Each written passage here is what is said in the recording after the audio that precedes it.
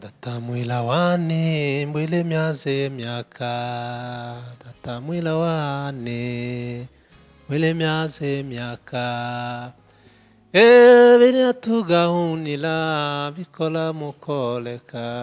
Biryatugawilo na lulema bikola mukoleka. Datamwila wane mbwile myaze myaka. Datamwila wane mbwile myaze myaka. Petre de la vo sensive de l'equimi trepa siva totibenia contre de la venisike ebonia. Noko.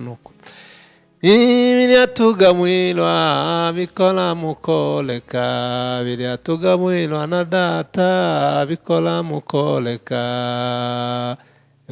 Datamwila wane bikola mu tripes a folle mandae trique la mo e civilisation de la lumière.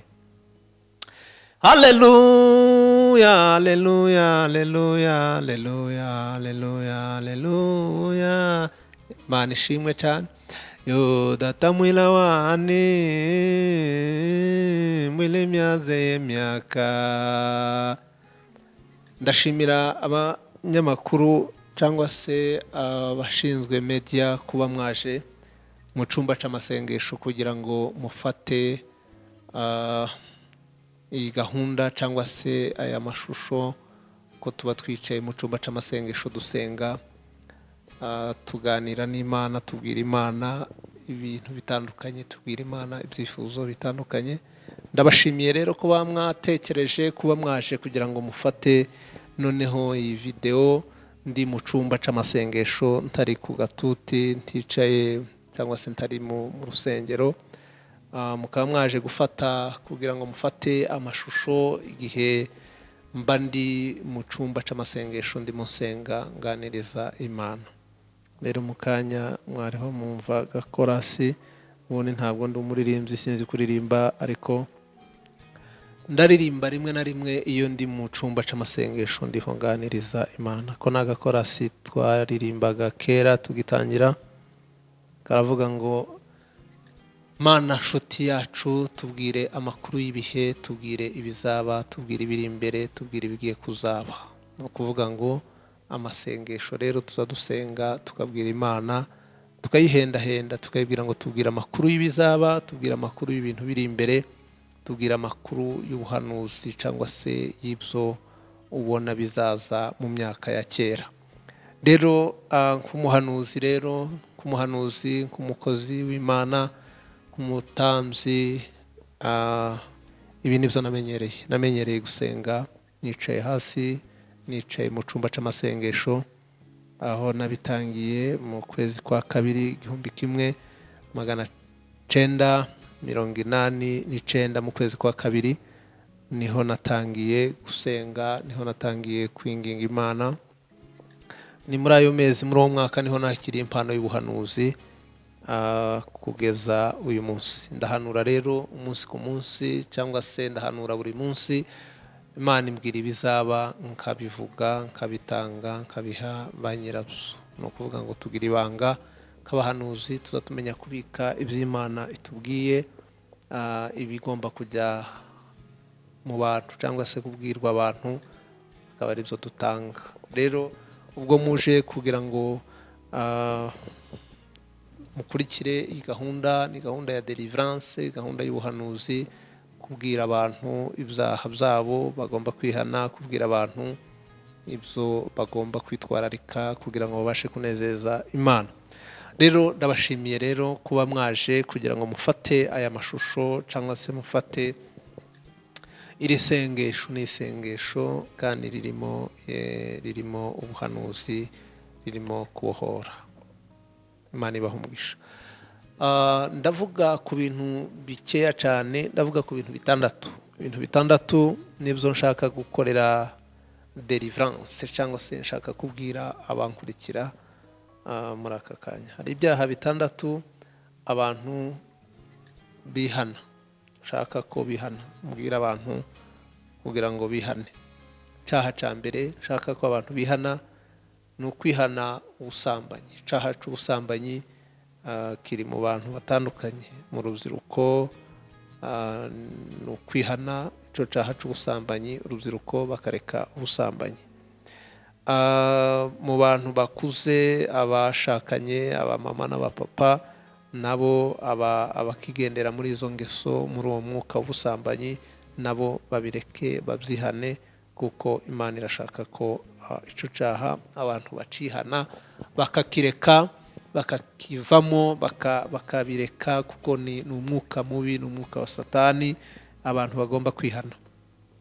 Icyaha cya kabiri abantu bagomba kwihana, nifuje kuganiriza abantu, kubwira abantu, ni icyaha cy'uburozi. Uburozi abantu bararoga, kuroga ni ukwangiza, cyangwa se ni abantu bakorana n'imyuka mibi, bafite imiti batega abantu, babikorera ahantu hatandukanye. Abaroga baroga, bashira mu biryo, bashira aho abantu banyura, bashira mu mamodoka, bashira mu bintu bitandukanye, ahantu hahurira abantu.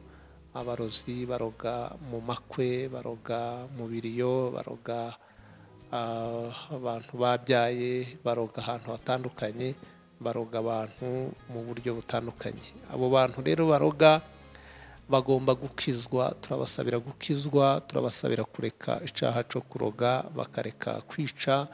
Bica abantu, bica urubyiruko, bica abasaza, bica abakecuru, bica abagore bakiri bato, bica abagabo bakiri bato, baroga bizinesi z'abantu, baroga imirimo y'abantu itandukanye abantu bakora. Basanga abantu barazenguruka imisozi, cyangwa se bakazenguruka muri bizinesi, umuntu akagira imyaka 20 acuruza ariko ahomba.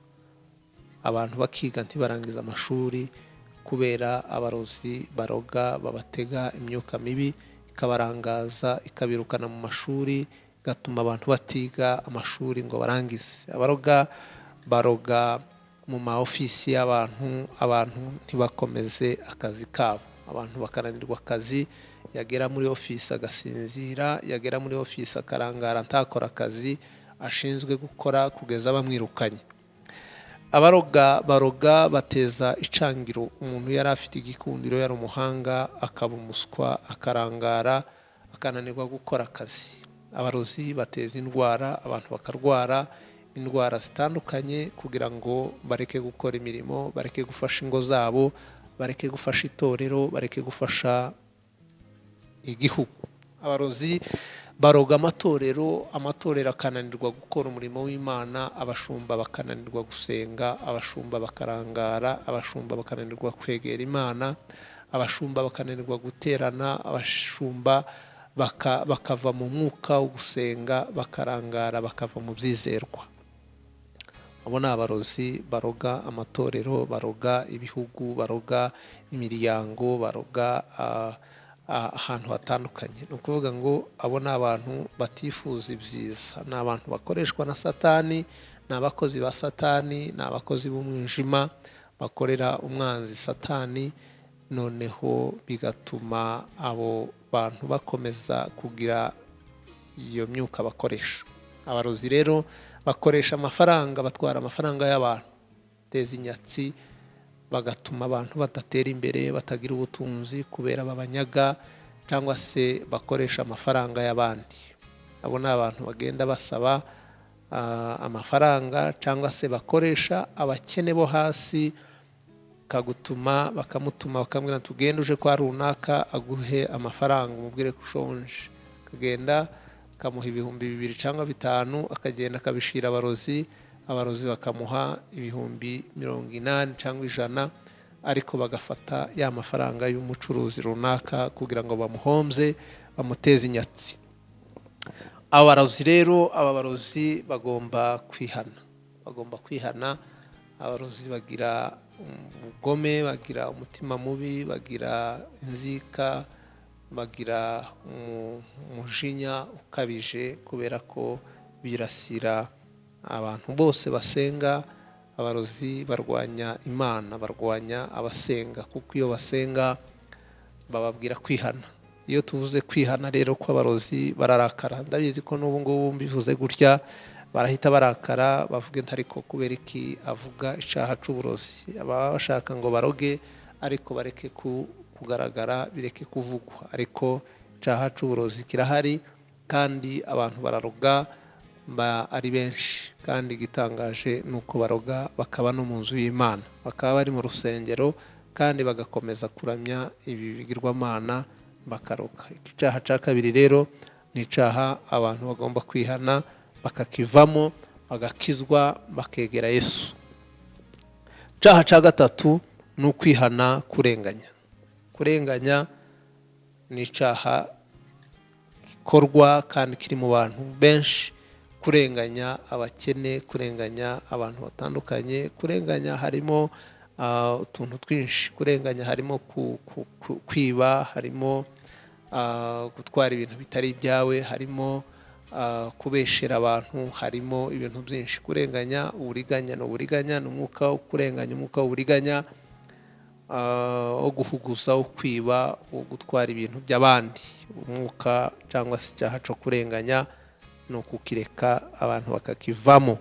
Icyaha cya kane ni ukwihana ubujura, kwiba, kumena inzu, kumena ibipango, kwiba ukoresheje ikoranabuhanga, kwiba ukoresheje gushukana, kwiba ukoresheje, hari uburyo bwinshi bwo kwiba. Abantu barashuka abandi bakabatwara ibintu byabo, abantu barashukana akakubwira ko ikintu ari cyiza kandi gihenze, kandi kidahenze atari na cyiza, akabakwibza amafaranga. Ni ukuvuga ngo ni ubujura burimo uburiganya, burimo uburyo butandukanye. Icyaha cya gatanu ni ukwihana icyaha cyo guharika Imana.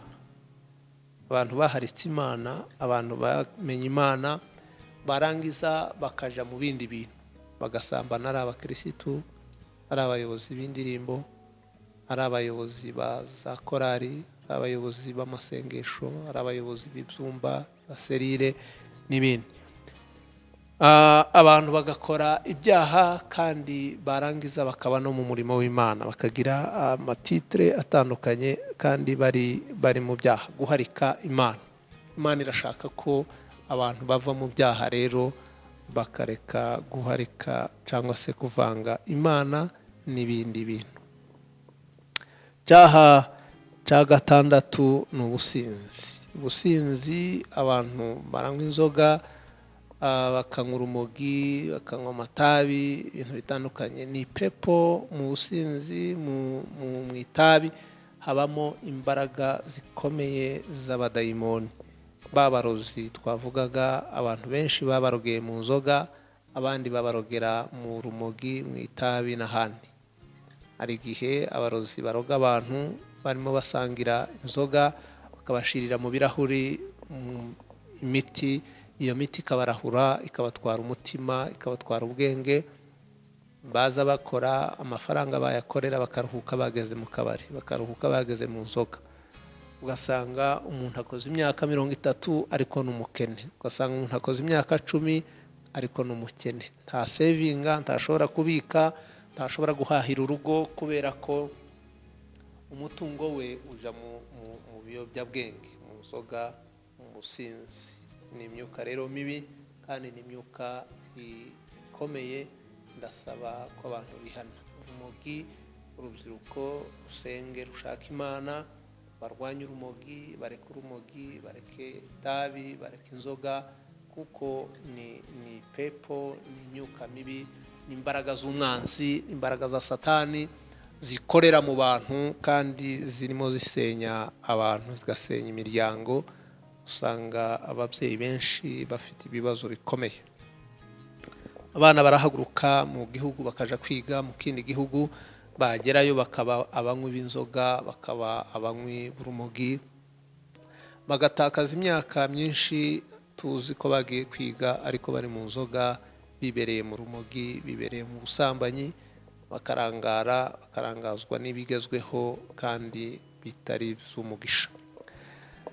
Rero birasaba ko urubyiruko ruja kwiga hanze hirya no hino ku isi, ko bagomba kwitwararika, bagasenga kandi bagashaka Imana, bakareka ibyaha kuko birica, birarimbura, bituma abantu batazagera ku iterambere rirambye cyangwa se batazagera ku migisha yabo kuko babyifuza kubera ibyaha.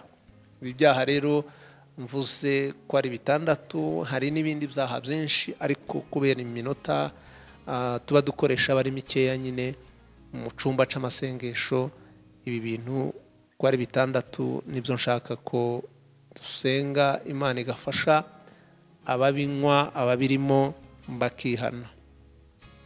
Hari ibindi byinshi cyangwa se deliverance yagera ku bintu byinshi, nakora ku bintu byinshi, ariko tuzagenda tukorana namwe nkabafata amashusho buhoro buhoro, tuzagende dufasha abantu batandukanye. Ariko ibyaha 6 mvuze nibyo nshaka, nibyo nifuza ko abantu bihana uhereye uyu munsi, abantu babireke babivemo, bakire Yesu nk'umukiza n'umucunguzi w'ubugingo bwabo.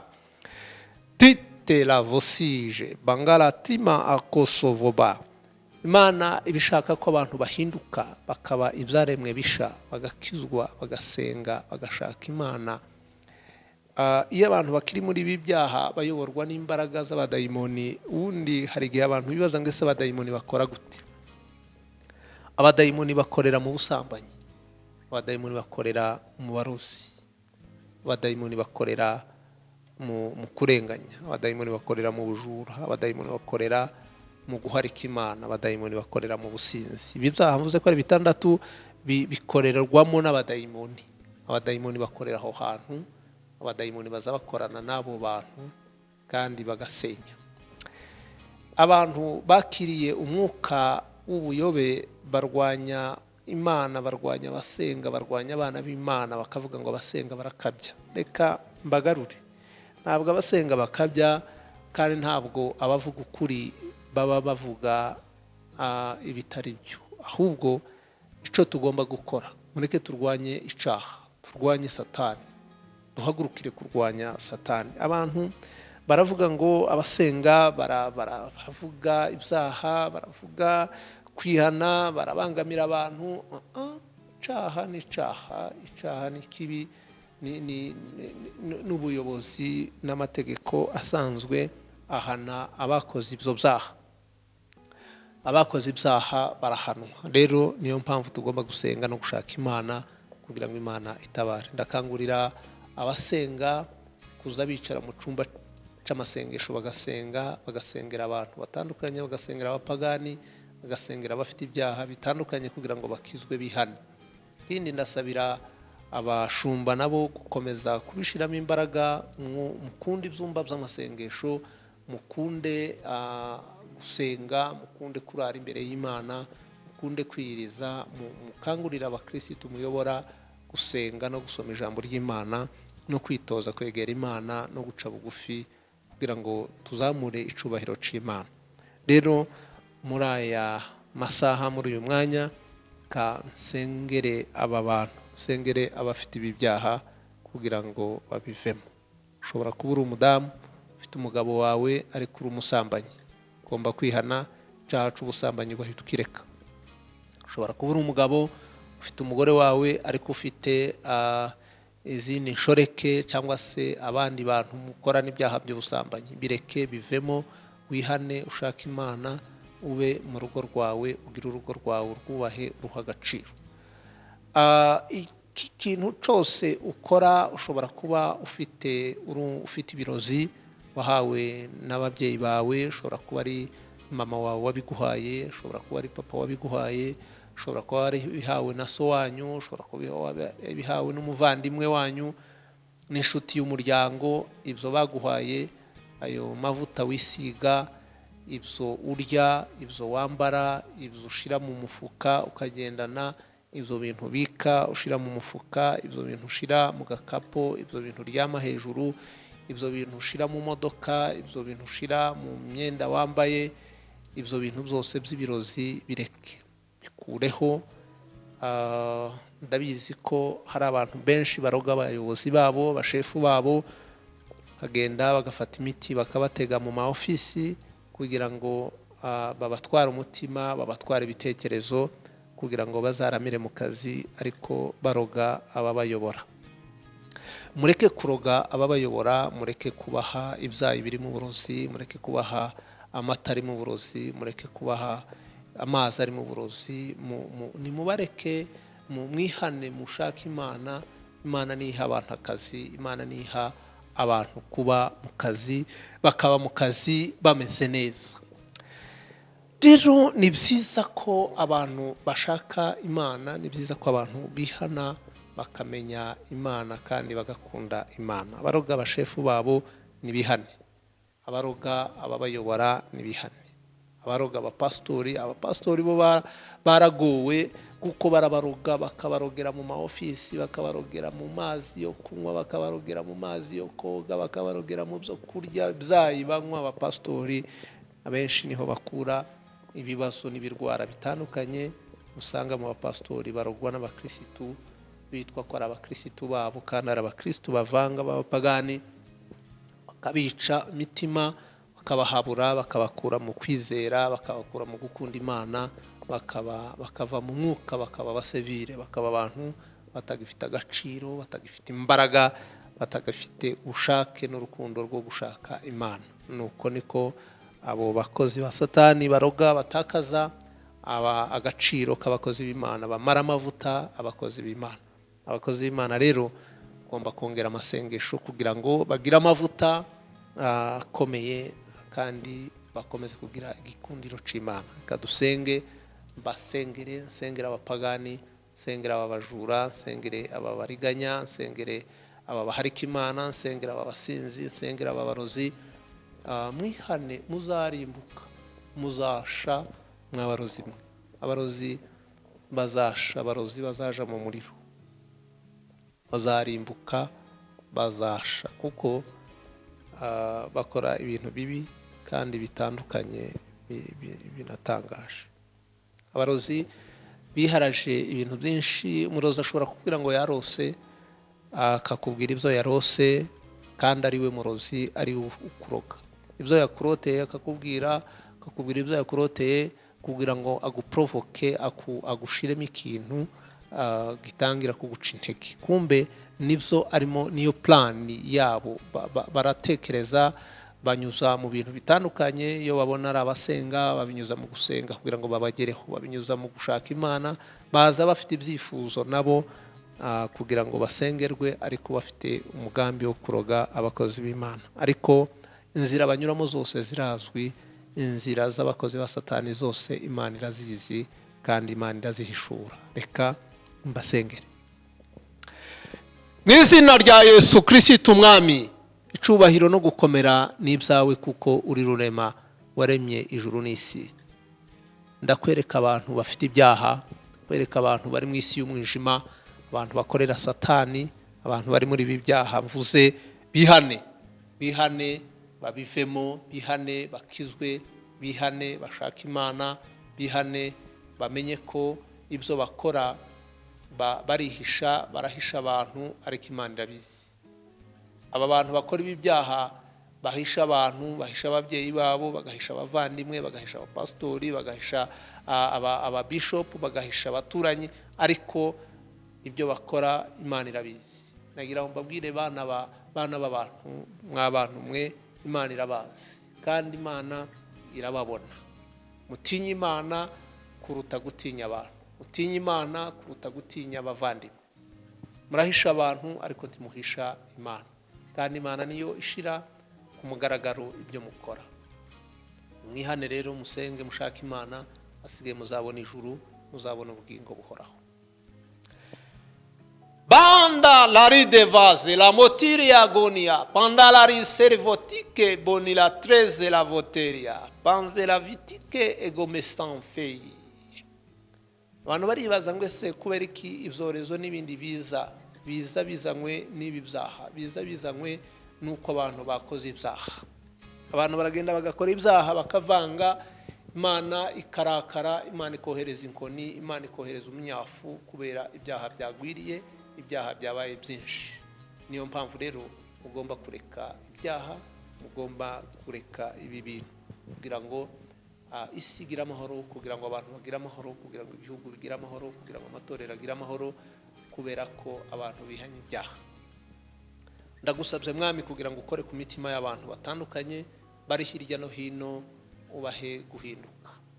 Reka mbasabe mwebwe mukurikiye mushaka kwihana ibi byaha, reka dufatanye iri sengesho ryo kwatura kugira ngo mbasengere.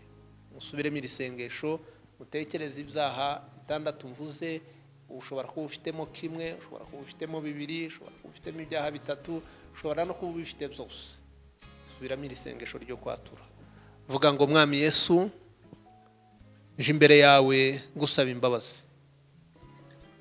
Nje imbere yawe saba ngo umbabarire mwami. Nciye bugufi kugira ngo ushirwe hejuru data. Umbabarire ibyaha byose nkora, byo nakoze n'ibyo ndimo nkora uyu munsi. Izina ryanjye urikure mu gitabo cyo kurimbuka, uryandike mu gitabo cy'ubugingo. Urakoze kumbabariye kandi urakoze kumpaye amahoro mwami. Mana ndagushimiye ko uyu muntu akijijwe, yatuye, yemeye kugendana nawe.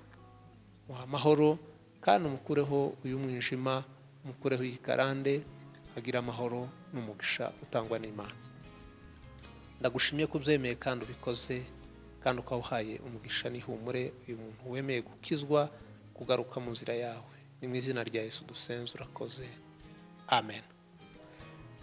Reka sengere abafite ibindi byifuzo. Reka nkora amayitaje cyangwa se sengera abantu bafite ibindi bibazo bitandukanye, nibura abandi bantu bake gusa. Reka mvuge ibindi bike kuko umwanya w'umucumba ntabwo ugomba kuba muremure cyane, ariko reka mvuge abantu bafite ibibazo bitandukanye. Abantu bafite amaganya, muhora murira, mwinjira mu cumba mukarira, mwaba muri mwenyine muri saro mukarira, mufite agahinda ko ku mutima, nagira ngo muhumure kandi gutabarwa n'Imana kuraje.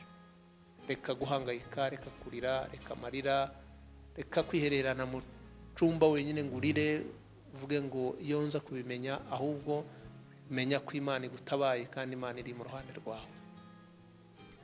Kwifurije guhumurika no gukomera no gukunda Imana. Tuze gusoma Zaburi igice cya mbere umurongo wa mbere. Aho hantu muze kuhasoma Zaburi igice cya mbere umurongo wa mbere, murahasoma mwitonze. Data ndagushimiye ko utanze ihumure kandi ndagushimiye ko utanze amahoro, kurindwa no kuyoborwa n'Umwuka Wera. Ndagusabye ngo utange umugisha ukomeye kandi tuvumbuye imigambi ya Satani n'uburyo Satani akorera hirya no hino. Iyo myuka niyo migambi ye tuyishize ku mugaragaro, dusenyeye Satani, twubatse iby'ubwami bw'ijuru. Yesu azaza kandi azatwara itorero. Yesu azaza azahemba bakoze neza. Yesu azaza azashimira bitwaye neza. Niyo mpamvu mugomba kurwanya icaha, mugakiranuka, mukaba mu Mana, Imana nayo ikabashigikira. Mana ndagushimiye kubanye natwe kandi ndagushimiye ko abankurikiye bose ubaha umugisha no kurindwa no gukomera. Imbaraga z'Umwuka Wera zibagote, ni mu izina rya Yesu nsenze. Amen.